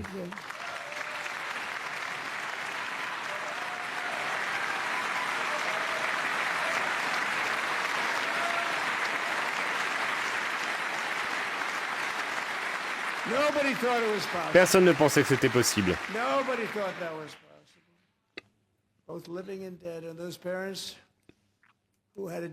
Les parents qui avaient un fils mort, ils voulaient récupérer sa dépouille. C'était une période assez incroyable.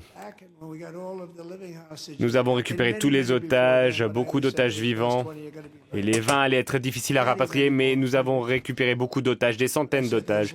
Et j'ai dit, ces 20 derniers vont être difficiles à rapatrier. On a pu les rapatrier. On a pu en rapatrier 14 ou 15 morts sur 28. Et vous savez, le Hamas a travaillé main dans la main avec Israël. Ils ont creusé. C'est difficile. Ils ont découvert tous les corps, une centaine de corps. C'était difficile. Et ils ont enfin trouvé les 27. Et Steve et Jared ont pu, grâce à eux, on a pu trouver les 28 otages. Personne ne pensait que c'était possible, mais nous avons réussi. Et je me souviendrai toujours des familles des 28 otages. Ces familles étaient en deuil, mais heureuses également, heureuses de, autant que être heureux est possible dans cette situation. Ils ont récupéré leur petit garçon. Ils m'ont dit, monsieur, nous avons récupéré notre petit garçon. Quelle terrible épreuve, mais nous avons au moins sa dépouille.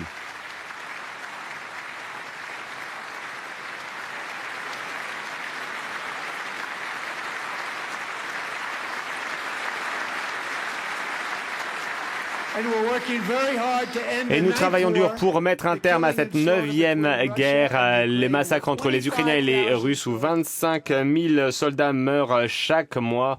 25 000 soldats qui meurent chaque mois. Une guerre qui n'aurait jamais éclaté si j'avais été président à l'époque. Elle n'aurait jamais commencé. En tant que président, je vais pouvoir créer la paix partout. Je n'hésiterai jamais à rejeter toutes les menaces contre les États-Unis. Voilà pourquoi les États-Unis et l'armée des États-Unis ont annihilé le programme d'armement nucléaire de l'Iran grâce à l'opération Midnight Hammer.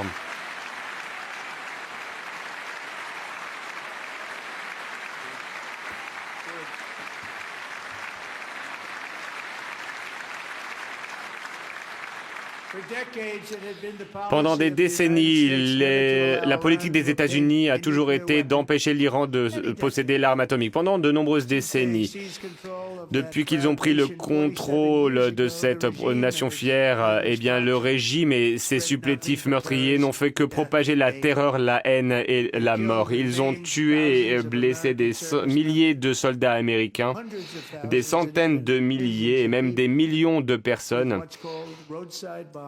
avec des bombes clandestines, des bombes improvisées, des bombes artisanales. C'était les rois des bombes artisanales et nous nous sommes débarrassés de Soleimani. Je l'ai fait pendant mon premier mandat et ça a eu un énorme impact. C'était le père de ce genre de tactique.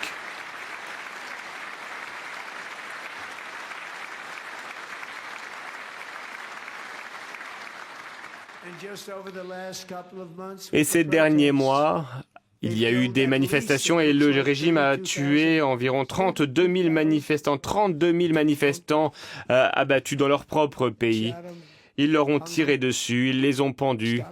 Nous les avons empêchés d'en pendre un bon nombre avec la menace d'une attaque sérieuse.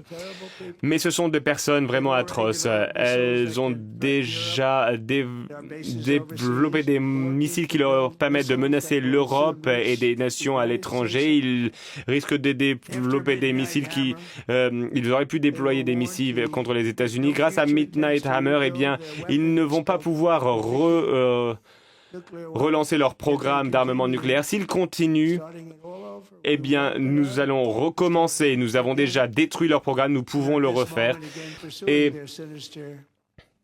ils continuent à poursuivre leur ambition sinistre. Nous sommes en négociation, ils souhaitent trouver un accord, mais nous n'avons pas entendu les mots secrets, à savoir, nous n'aurons jamais d'armes atomiques.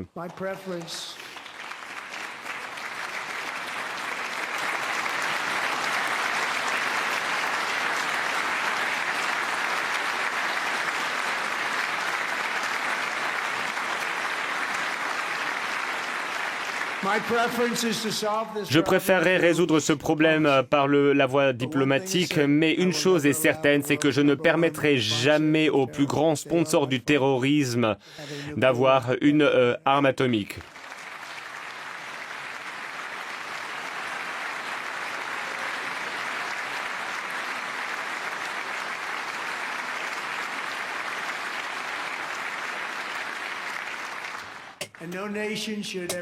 Aucune nation ne pourrait oublier la résolution des États-Unis. Nous avons la plus grande armée, nous avons reconstitué notre armée pendant mon premier mandat, nous allons continuer à renforcer notre armée et il y a un budget de plusieurs milliers de milliards de dollars. Nous n'avons pas le choix, nous devons être forts car, je l'espère, nous n'aurons pas à utiliser cette magnifique puissance que nous avons constituée.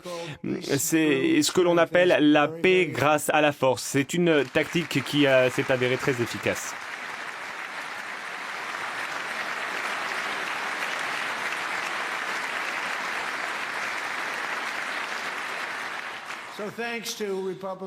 Grâce aux républicains au Congrès, eh bien, nous investissons énormément dans la défense pour les États-Unis, pour l'armée américaine, et nous créons également énormément d'emplois, mais nous ne le faisons pas pour créer des emplois, nous le faisons parce que, comme de toute façon je l'ai dit, nous avons un taux d'emploi au plus haut, et les pays de l'OTAN, nos amis, nos alliés, ce sont des amis, ce sont des alliés, ils sont convenus, grâce à ma demande appuyée, de payer 5% du PIB pour les dépenses dans la défense, plutôt que les 2% qu'ils ne payaient déjà pas. C'est nous qui payons pratiquement toute la facture. À présent, ils payent 5% par rapport à avant où ils ne payaient même pas 2%.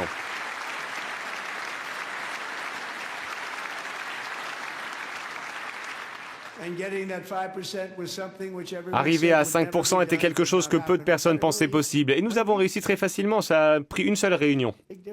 Une grosse différence entre 2% non payés et 5%. Nous payons beaucoup. À présent, c'est 5% et ils payent. Nous avons envoyé beaucoup d'équipements à l'Ukraine et c'est l'OTAN qui nous paye. Ils nous payent pratiquement intégralement. Chaque branche de notre armée bat des records en termes de recrutement. C'est formidable. Chaque soldat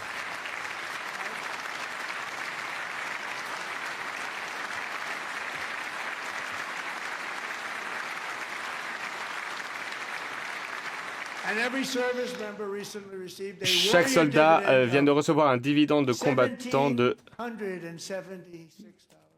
plus de $1 700. $1 776.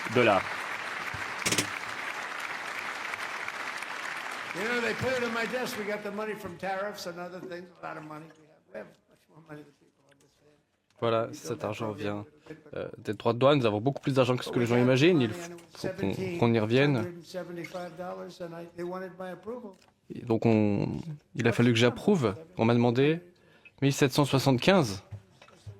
J'ai dit, attendez, pour $1 de plus, on peut avoir un compte de 1776. Allez, 1776, $1 de plus pour tout le monde. Ça sonne mieux.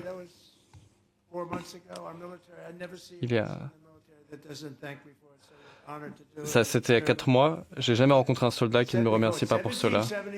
Donc, $1776 de prime. Nous aimons notre armée, nous aimons notre police, nous aimons nos pompiers. Vous savez, on ne parle pas assez des pompiers, mais nous les aimons beaucoup.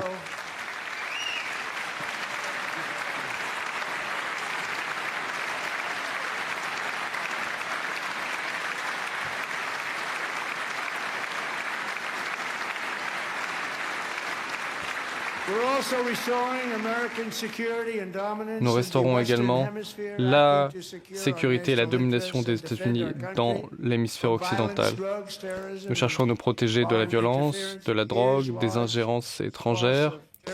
Pendant longtemps, des pans entiers de territoires, y compris des morceaux entiers du Mexique, ont été contrôlés par des cartels de la drogue meurtriers. C'est la raison pour laquelle j'ai désigné ces cartels en tant qu'organisation terroriste. Le fentanyl est une arme de destruction massive.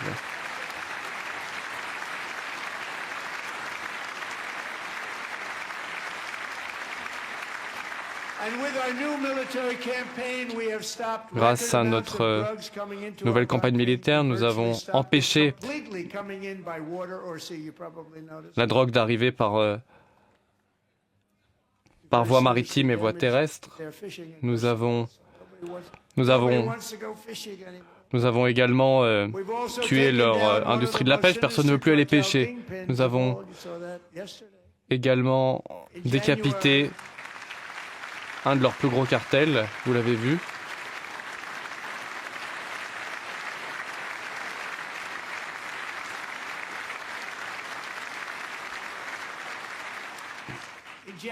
En janvier,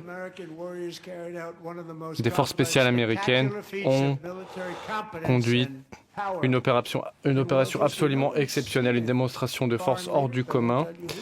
Et des dirigeants étrangers, je ne dirais pas qui, m'ont appelé et m'ont dit « Oh, Monsieur le Président, nous sommes très impressionnés. » Tout le monde a regardé sans bien y croire ses yeux.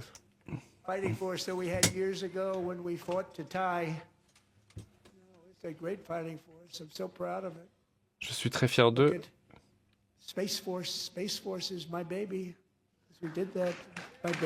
L'armée de l'espace est ma création, c'est mon bébé, pourrait-on dire.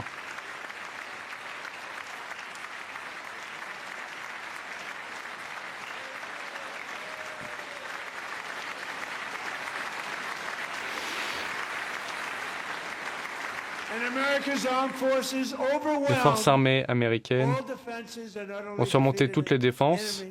Elles ont défait nos ennemis pour mettre fin au règne d'un dictateur Nicolas Maduro, pour l'emmener et le traduire devant la justice américaine.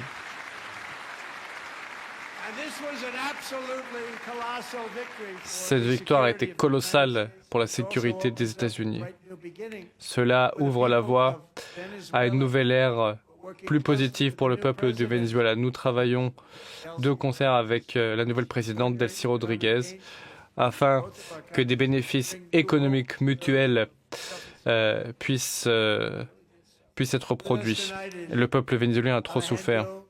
Alejandro González est présent. Il a grandi au Venezuela.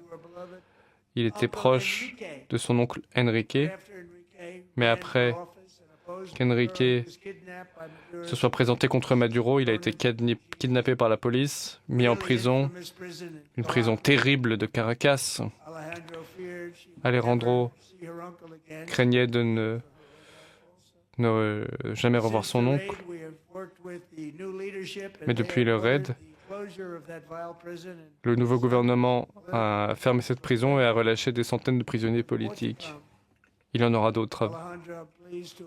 Alexandra, votre oncle a été relâché, mais il est également ici ce soir pour célébrer sa liberté avec vous en personne. Enrique, vous pouvez venir.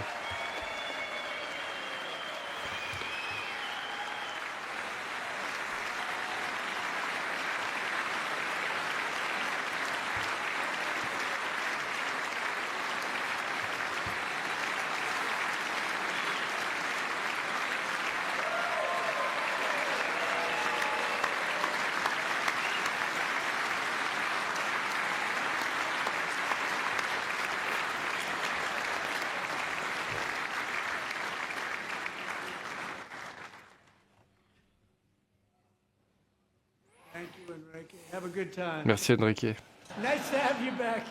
Profitez-en bien. Il y a eu beaucoup de héros en janvier qui ont capturé Maduro. Des héros. C'était très dangereux et ils nous attendaient, ils étaient prêts. Mais je veux mettre en avant les faits d'un de nos héros qui entrera dans l'histoire de la valeur militaire, l'adjudant-chef Eric Slover.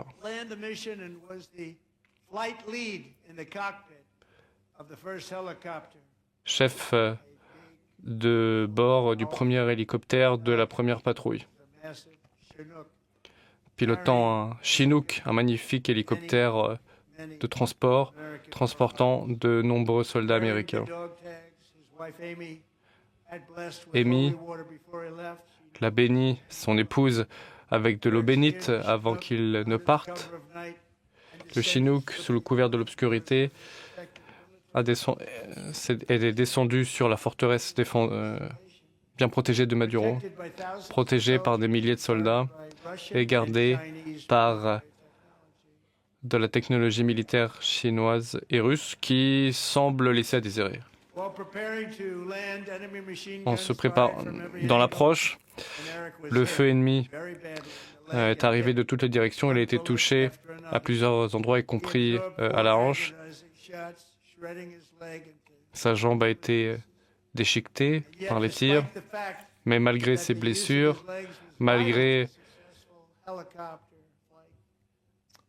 sa jambe déchirée qui l'empêchait de piloter correctement, en fait, on utilise beaucoup ses jambes pour piloter un hélicoptère. Il a réussi à poser les commandos qui ont capturé Maduro. Eric n'a pensé qu'à sa mission. Et alors qu'il se vidait de son sang, l'hélicoptère s'est posé en face d'une mitrailleuse toujours en activité ayant échappé aux avions. Eric a laissé son tireur éliminer la menace. Il a fait son travail, a sauvé la vie de ses camarades en territoire ennemi. Après avoir atterri, l'hélicoptère, avec tous les commandos, à l'emplacement désigné pour permettre à la mission d'être accomplie. Je crois que la mission aurait échoué si l'hélicoptère n'avait pas été posé à cet endroit. Et Eric a dit à son copilote, qui était aussi blessé, mais moins gravement,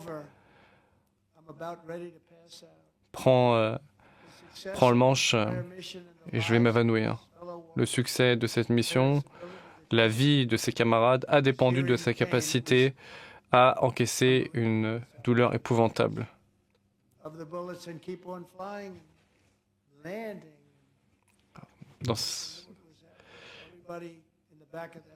Tout le monde dans l'hélicoptère savait exactement ce qui était en train de se passer. Son sang coulait dans la machine. L'adjudant-chef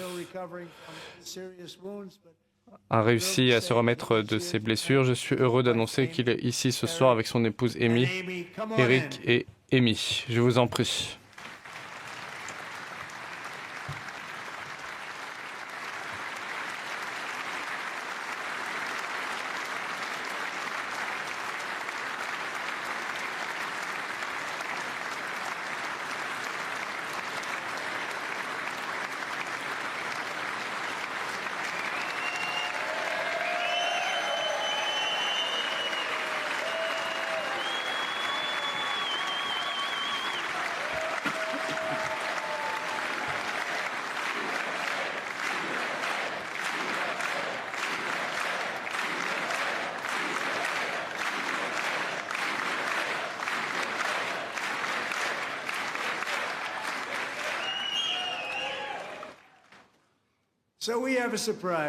Nous avons une surprise. Eric, Amy, en reconnaissance de vos actions au combat, j'ai demandé au général Braga de décerner à l'adjudant-chef Slover la plus haute décoration militaire de notre pays, la médaille de la valeur militaire du Congrès.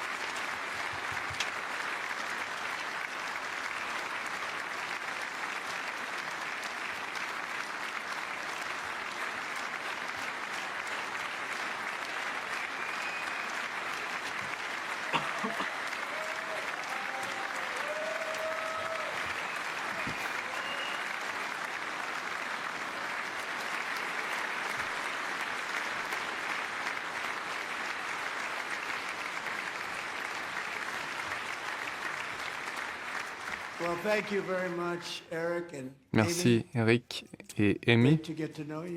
Je suis heureux d'avoir fait votre connaissance. Je les ai rencontrés ainsi que leurs camarades.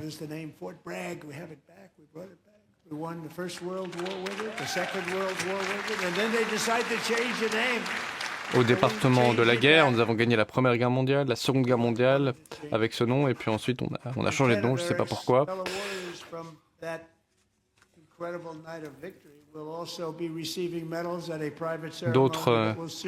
D'autres soldats qui ont participé à cette opération seront prochainement décorés à la Maison-Blanche.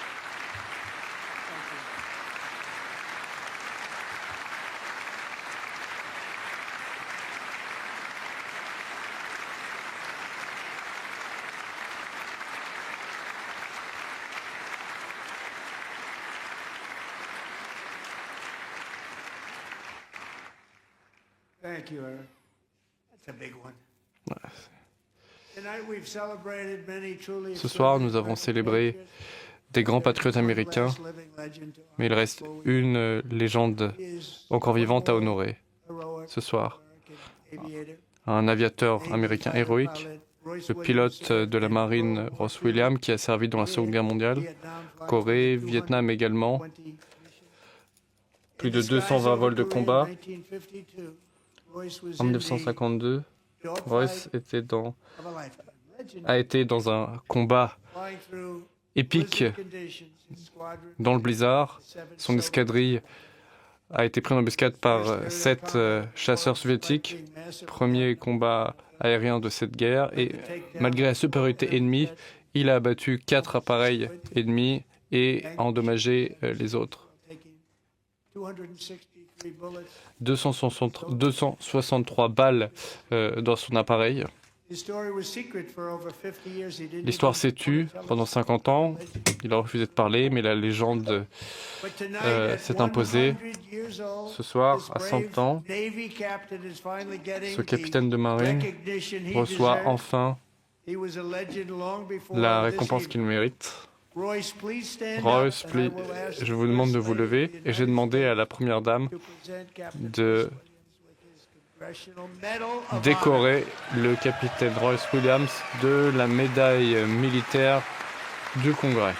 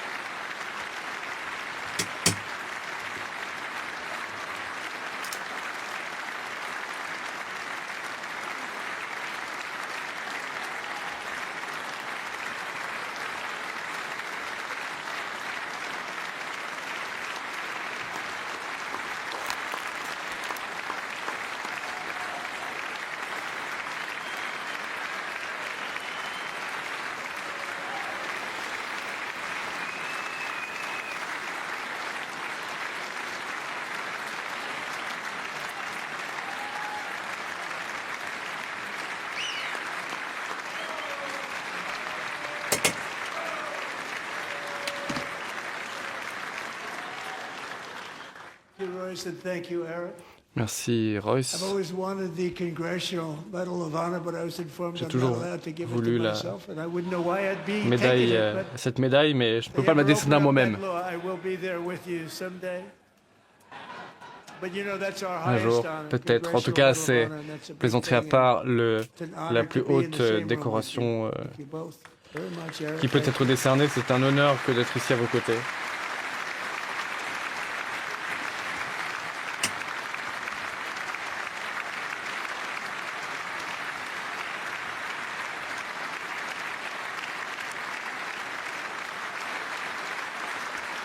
Thank you.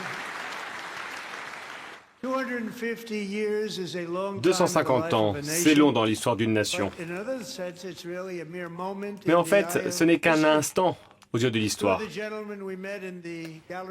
Nous avons rencontré 2 hommes ce soir qui ont pris leur premier souffle il y a un siècle, le 4 juillet 1826, l'auteur de la Déclaration d'indépendance, Thomas Jefferson, qui a expiré son dernier souffle.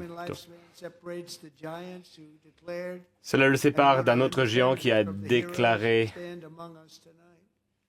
cela le sépare d'un autre héros qui est avec nous ce soir. Dans ces quelques chapitres, les États-Unis ont bâti cette nation à partir de 13 petites colonies jusqu'à devenir la plus grande nation de l'histoire de l'humanité, la plus grande nation, la plus puissante, celle qui réussit le mieux de toute l'histoire de l'humanité. L'expérience américaine a permis de créer un grand pays sur une terre sauvage, en repoussant une frontière très belle mais très dangereuse dans le Far West. Recouvrant des plaines et des marécages, nous avons créé les plus grandes villes du monde. Ensemble, nous avons maîtrisé les plus grandes industries, nous avons lutté contre la tyrannie et nous avons libéré des millions de personnes des chaînes du fascisme, de la tyrannie.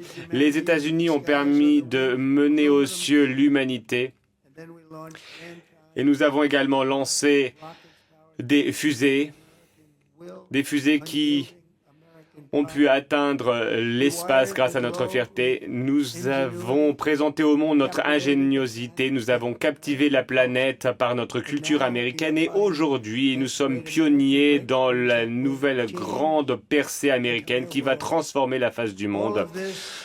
Tout cela et bien plus de choses, c'est la marque que nous laissons dans l'histoire. C'est le résultat des grands patriotes qui ont bâti et défendu ce pays et qui encore aujourd'hui incarnent l'espoir, la liberté de l'humanité. Pendant des années, ces personnes ont été oubliées, laissées pour compte, mais cette grande trahison est oubliée et du passé, nous ne les oublierons plus. Le monde a besoin de courage, d'audace, de vision, et le monde se tourne vers les États-Unis. Et lorsque Dieu a besoin qu'une nation incarne ses miracles, il sait exactement vers qui se tourner.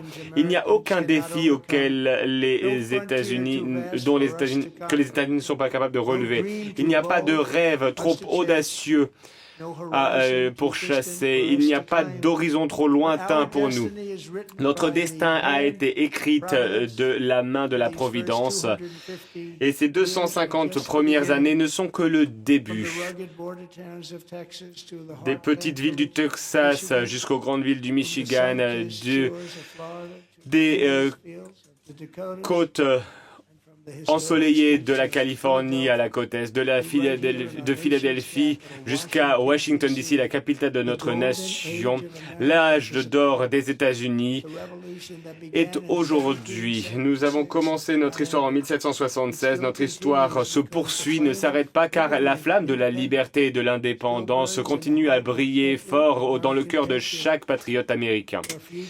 Notre avenir sera plus beau, plus grand, plus glorieux que par le passé. Merci, que Dieu vous bénisse et que Dieu bénisse les États-Unis.